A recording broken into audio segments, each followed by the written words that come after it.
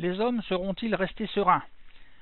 Des modifications climatiques de grande ampleur, selon la région où elles surviendraient, pourraient déséquilibrer ou achever de déstabiliser un régime géopolitique local déjà instable et favoriser des évolutions propices au conflit. Une nouvelle donne pour les régions favorables, pour l'agriculture, la santé ou toute autre raison, peut engendrer des migrations importantes. Or, bien des endroits de la Terre sont déjà occupés et les arrivants ne seront pas nécessairement les bienvenus. Si, comme certaines simulations le suggèrent, le Maghreb se désertifie progressivement, que seront tentés de faire les 150 millions de Maghrébins? Si la Sibérie devient un paradis vert et une large partie de la Chine un désert, quelles envies légitimes ou pas, là n'est pas la question, pourraient naître chez les Chinois? Si certains États continuent à refuser obstinément de prendre leur part à la réduction des émissions, alors que d'autres commenceraient à prendre de plein fouet les conséquences d'un changement climatique, que peut-il se passer? Que se passera-t-il si des pays développés, donc potentiellement puissants sur le plan militaire, qui connaissaient des conditions climatiques également favorables, se mettent à évoluer suivant des trajectoires opposées? Sachant qu'une perturbation majeure entraînerait probablement, en d'autres choses, une récession massive et persistante, sachant que ce sont les récessions passées qui ont amené comme conséquence un épisode précédent il y a 70 ans n'a pas été très réjouissant, comment qui que ce soit pourrait écarter d'un revers de la main que les guerres et des dictatures puissent résulter de cette perturbation climatique, même dans des pays qui considèrent que ce genre de fléau appartient définitivement au passé, simplement parce que cela fait un certain temps qu'ils n'ont pas connu ce genre de choses. Ajoutons à ces quelques questions que nous vivons dans un monde où des armes de destruction massive tentent à se banaliser. Je ne les considère pas comme moins dangereuses quand elles sont dans des mains de pays dits développés, qui ont été tout aussi capables que les autres de produire des dictatures, des guerres civiles et des guerres normales. Et que le fait que nous soyons abstenus de nous battre entre pays développés depuis 60 ans ne constitue pas une assurance de tout risque à l'avenir. Et le lecteur comprendra qu'un écrivain imaginatif pourrait nous proposer bien des scénarios catastrophes possibles basés sur un dérèglement du climat. Comment les hommes géreront-ils les suites, et notamment les mauvaises surprises du changement climatique? C'est peut-être de là, pourtant, que viendront les conséquences les plus désagréables. Je rappelle à des fins utiles que le XXe siècle n'a connu que 3 malheureux jours de paix. Méditez un petit peu cette phrase. Certaines guerres environnementales ont déjà commencé. Je pense notamment aux guerres de contrôle de l'eau. N'y aura-t-il pas des régions épargnées par le changement climatique? Il est humain, même si ce n'est pas très altruiste, de se demander si le problème ne sera pas uniquement pour le voisin. Rien n'est moins sûr en ce qui nous concerne. D'une manière générale, quelle que soit la partie du monde concernée, il est rigoureusement impossible de savoir à l'avance s'il y aura un sanctuaire, car les prévisions locales des modèles sont difficiles à établir. C'est le verre à moitié vide ou à moitié plein. On peut soit se dire que cette incertitude ne nous garantit pas le pire, soit de dire qu'au contraire, cela ne nous garantit pas de passer à travers. C'est selon. En ce qui concerne l'Europe, on ne peut pas exclure aucun des risques identifiés. Nous ne sommes à l'abri ni de la migration vers le nord des maladies tropicales, ni d'une disparition de la moitié de nos forêts, de l'arrêt du Gulf Stream, ni de la folie des hommes qui pourrait en résulter du reste. En ce qui concerne les phénomènes extrêmes, il y a des indices tendant à prouver que le risque de les voir gagner en fréquence et ou en intensité en Europe n'est pas nul. Et s'il prenait le mauvais goût à quelques ouragans de passer un peu plus fort, un peu plus souvent et en septembre plutôt qu'en décembre, quand les feuilles ouvrent toute la prise au vent, toutes les choses qui sont parfaitement possibles, on peut imaginer que nous ne serons pas ravis. Il y a même un risque qui est spécifique à l'Europe, ou plus exactement à l'ensemble de l'Atlantique Nord, qui est celui de la surprise climatique, à savoir un ralentissement ou une disparition de la circulation océanique globale dans l'Atlantique Nord, qui engendrerait une baisse brutale, en quelques décennies, et majeure, plus de 5 degrés, de la température moyenne sur l'Europe, au moins sur sa façade atlantique. La survenue d'un tel phénomène serait une catastrophe pour les écosystèmes en général et l'agriculteur en particulier.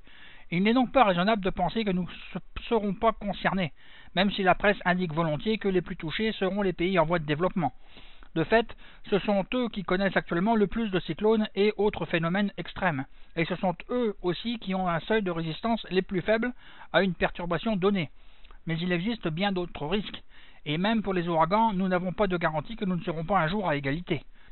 D'un point de vue personnel, je dirais même que c'est plutôt nous qui allons en baver avec les changements climatiques, dans le sens où un agriculteur, par exemple du Bangladesh, a l'habitude de vivre dans un dénuement le plus total, ce qui n'est pas du tout notre cas. De plus, nous sommes très tributaires de la technologie. viennent un jour, l'électricité a manqué, et alors là c'est la panique, plus personne ne sait quoi faire, la police est désorganisée, les secours sont désorganisés, bref, c'est la panique à bord. En gros, ce que je pense, c'est que plus personne actuellement ne sait comment planter des pommes de terre, ni comment les éplucher. Tout nous vient des grands magasins. Personne ne sait comment s'habiller en cas de problème d'approvisionnement. Bref, nous retournerions immédiatement à l'âge de pierre et ça irait très vite, selon moi. Ne peut-on avoir une bonne surprise? La bonne surprise serait en l'occurrence un phénomène encore inconnu qui amortirait le réchauffement supplémentaire provoqué par les gaz à effet de serre que nous émettons. Que sait-on sur la question? Les études des archives de l'Antarctique font apparaître sur de longues périodes une étroite corrélation entre température et concentration des principaux gaz naturels à effet de serre, soit le CO2 et le CH4, donc le gaz carbonique et le méthane. Voici les évolutions comparées sur les 400 000 dernières années, sauf le dernier siècle qui n'est pas représenté. On peut y voir la teneur atmosphérique en CO2 en partie par million, en abrégé ppmv, courbe du haut, échelle du haut sur l'axe vertical de gauche. On peut y voir la teneur atmosphérique en méthane, donc en CH4, en partie par milliard, courbe du bas, échelle du bas sur l'axe vertical de gauche, et de la différence par rapport à maintenant de la température moyenne au niveau du sol en Antarctique, qui est un bon marqueur de la température terrestre moyenne, courbe du milieu, échelle sur l'axe vertical de droite. Les périodes glaciaires correspondent à des températures et des concentrations de CO2 basses, et les âges interglaciaires, comme celui que nous vivons actuellement, correspondent à des valeurs plus élevées de la température et du CO2. On notera qu'entre un âge glaciaire et une période chaude, la concentration en CO2 ne varie que de 80 ppmv, ce qui est exactement la concentration supplémentaire que nous venons de mettre dans l'atmosphère en un siècle seulement. Il apparaît très clairement que ces courbes évoluent en parallèle. Avis à tous les pinailleurs, les incertitudes de mesure étant ce qu'elles sont, ce n'est pas la peine de faire remarquer que dans certains cas, la température décroît un peu avant le CO2. Cette évolution parallèle ne signifie pas en soi que des réchauffements du passé ont nécessité un effet de serre accru pour s'enclencher. La variabilité naturelle sur de longues périodes découle essentiellement de la modification de paramètres astronomiques, comme la distance de la Terre au Soleil, l'inclinaison de la Terre par rapport au plan de l'orbite, etc. Et des travaux récents, on parle de 2003, suggèrent que les déglaciations d'il y a environ 250 000 ans a bien commencé par une modification de l'insolation qui a en retour influencé la concentration de CO2. Mais imaginons maintenant qu'il existe un phénomène conduisant l'atmosphère à cesser de se réchauffer ou à se réchauffer moins vite à partir d'un moment donné, avec une teneur en CO2 qui continue d'augmenter.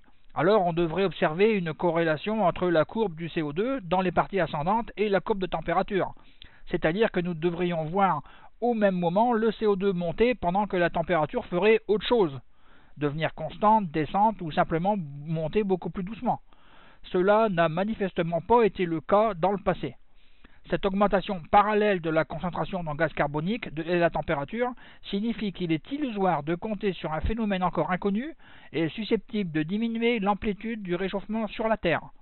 C'est une citation de M. Michel Petit, ancien directeur général adjoint de l'École polytechnique en charge de la recherche et ancien membre du bureau du GIEC. Il est important de noter qu'on peut voir cette courbe avec le dernier siècle dans le film de Al Gore, Inconvenient Truth, que je vous invite à tous à regarder. Une vérité qui dérange.